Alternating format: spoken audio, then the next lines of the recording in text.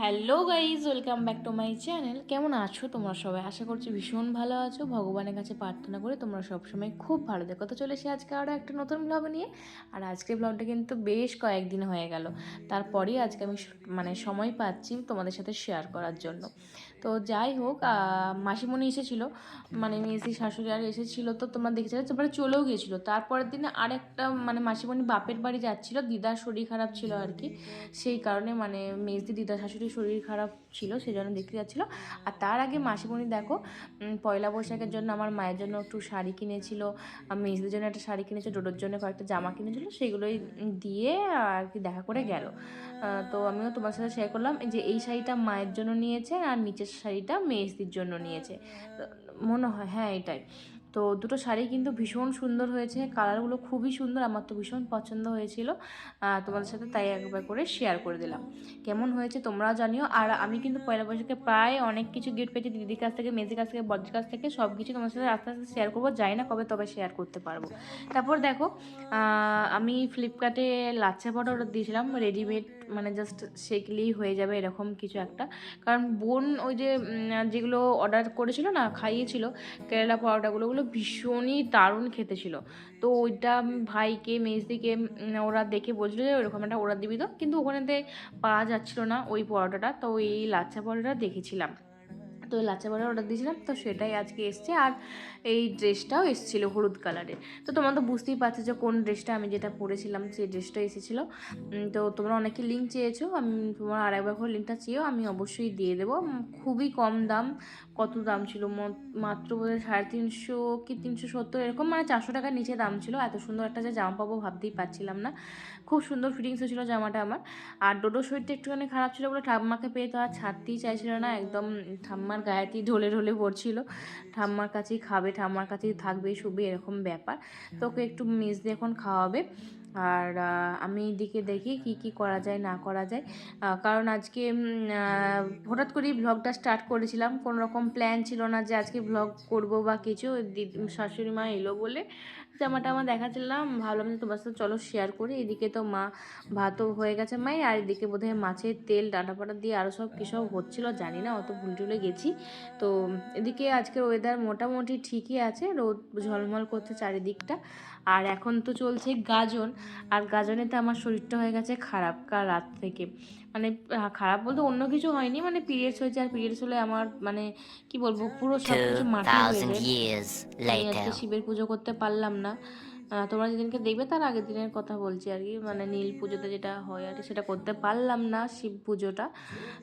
খারাপ লাগলো, কিন্তু কিছু করার নেই। আমার তো মানে আমি দুদিন ধরে উঠতেই পারছি না, এত পরিমাণে পেটের যন্ত্রণা আরে হচ্ছে। তো আজকে এরপরে দেখো রেডি হয়ে বেরিয়ে পড়ছিলাম দুপুরবেলাতে, একটু ডাক্তার দেখাতে যাব। ওই যে তোমাদেরকে রিপোর্ট করাতে বলেছিলাম, যা রিপোর্ট করাতে দিয়েছিলাম, তো সেগুলো তো সবই নর্মালি এসেছে। তবে থাইরয়েড যেটা বলছিলাম, থাইরয়েডটা একটুখানি মনে হচ্ছে যেন হালকা পাতলা আছে। তো সেই কারণে আরও যাওয়া, যে কীরকম কি ওষুধটা খেতে হবে কি না বা কিছু, হঠাৎ করে কেন থাইরয়েডটা হয়েই গেল আবার আমার। তো সেই কারণে একটু ভয় লাগছিল। তো লিভার টিভারও দেখিয়েছিলাম, তো সেই সব কেমন নর্মাল আছে না ঠিক আছে না কিছু ভুল আছে, সেই সবের জন্য আরও ডাক্তার দেখাতে বেরিয়েছিলাম। আরও কিছু টুংটাং কিছু দরকার ছিল, সেই কারণে আর কি বেরিয়ে পড়েছিলাম। মানে তোমার সাথে তো সবই শেয়ার করব, কোথায় আসছি, কোথায় যাচ্ছি, কি করলাম, কি কিনলাম। তো প্রথমে ডাক্তারখানা গিয়েছিলাম, মানে আমরা দেখাবো হেমরম, ওখানে হেমরমবাবুর কাছে। তো সেখানেতে গিয়ে দেখলাম যে ডাক্তারবাবু এখনও আসেনি। তো সেই কারণে আমরা আবার এই গয়নার দোকানেই এলাম, শ্রী দুর্গা জুয়েলার্স। তো ওখানেতে আমরা তো সব কিছু যেহেতু করাই, সব কিছু নিই। তো তখন দামটা একটুখানি কমেছিল, তখন 1,29,000 চলছিল, হঠাৎ করে একটুখানি কমেছিল। তো সেই দিন কি আমরা গেছিলাম, তো কিছু জিনিস নেওয়ার ছিল। দেখো যখন হোক তো বিয়ে হবে, যখন হোক তো মানে সোনা তো নিতেই হবে। তো জানি না পরে সোনার দাম বাড়বে কি কমবে, কিছু বুঝতে পারছি না।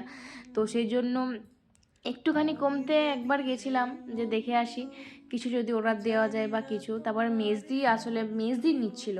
আর তোমরা দেখিয়েছো বিবাহবার্ষিকীর জন্য মেজদি কিন্তু অনেক কিছু নিয়ে নিয়েছে। তো তোমাদেরকে হয়তো, মানে আমি তো ভিডিও করে দেখাতে পারিনি, আমি ছিলাম না তখন, আমি তখন বেড়াতে গেছিলাম।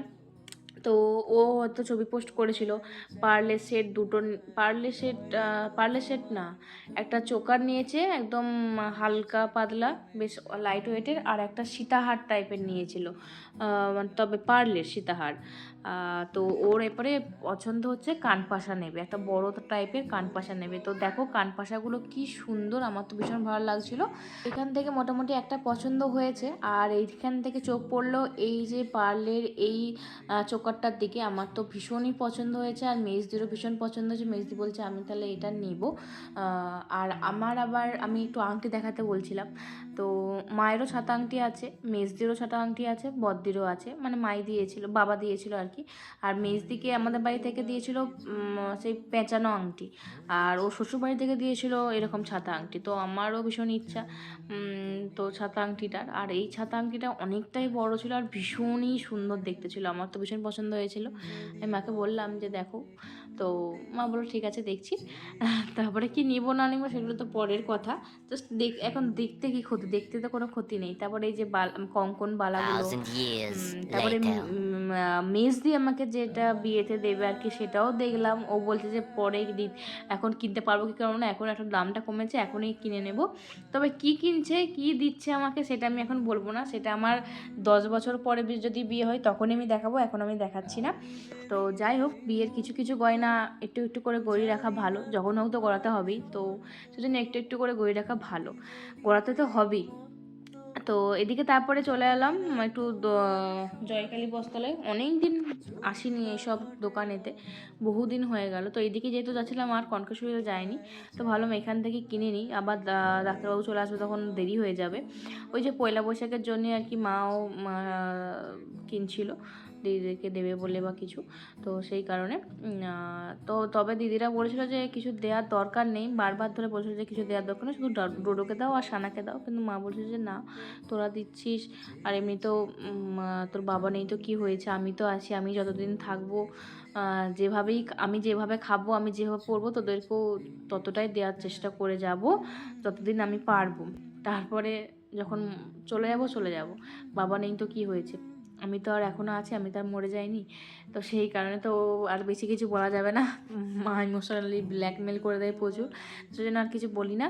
তো মা কয়েকটা কিনে নিল, মেজদিও মাকে দিয়ে দিল, মাও মেজদিকে দিয়ে দিল, আর বড়দিদেরকে ওদেরকে টাকা দিয়ে দেবে আর কি। তো আর ডোডোকেও তাই টাকা আরে দিয়ে দেবে, সুমিতাকেও আর কি, সবাইকে। তো যাই হোক, টাকা দিয়ে দেয় ভালো, নিজেদের পছন্দ মতো কিনে নেবে। এখানে মেজদির পছন্দ হয়ে গেল মনে, তাই মেজদিকে এখানেই দিয়ে দিল আর কি।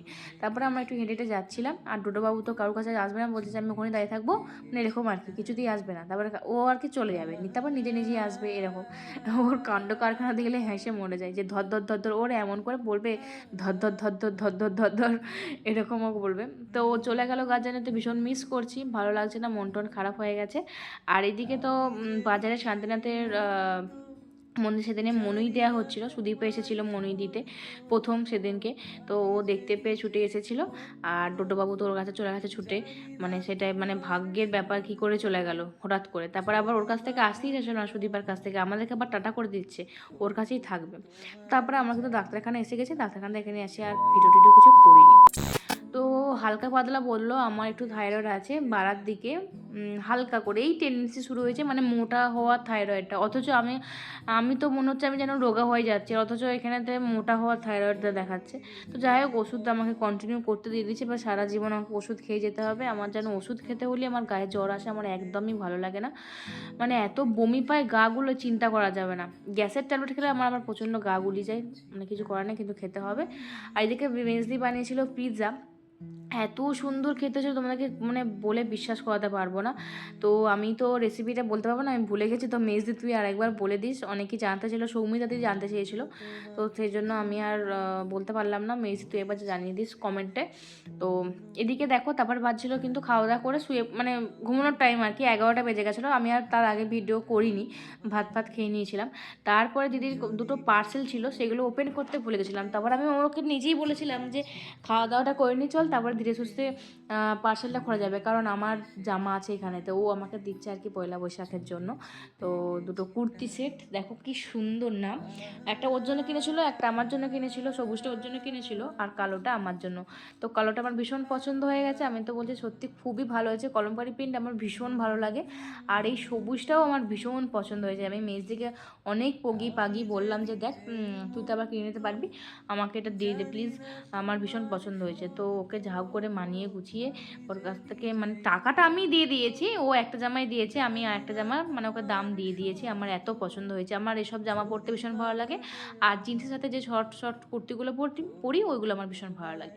তো তারপরে এই দুটো জামা আমি যেহেতু আমি নিয়ে নিলাম, আর এইখানে এরপরে যা যে জামা দিয়েছে সব কিছুই ওর, কারণ ও সামনেতে একটা ভীষণ ভালো একটা জায়গা বেড়াতে যাচ্ছে ওরা সবাই, সুমিতদা, ডোডো, মেজদি, তারপরে ওদের আরও সব ওদের একটা গ্রুপ আছে, বাটখারা বলে একটা গ্রুপ আছে দাদাদের। তো সেইখান থেকেই সবাই মিলে ওরা বেশ সুন্দর সুন্দর জায়গা ঘুরতে যায়, শিটংহারে গেছিলো, তারপর আরেকটা জায়গা গেছিলো, এরপর যাবে।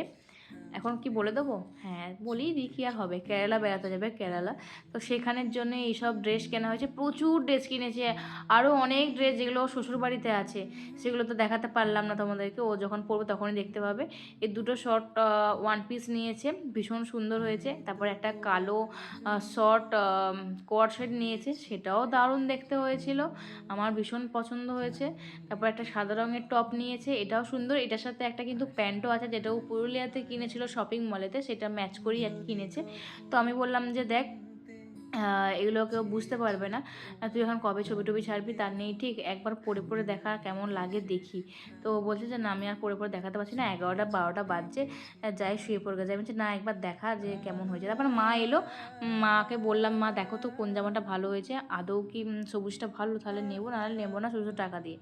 তো মা বললো যে কালোটাই সব থেকে বেশি ভালো, কিন্তু সবুজটাও খুব সুন্দর। আমার কালারটা এত ভালো লেগেছে, প্রিন্টগুলো এত ভালো লেগেছে, সেজন্য আমি আর ছাড়লাম না। এটা ভি কাট, এটা গোল কাট, আমার সেজন্য ভীষণ ভালো লেগেছে।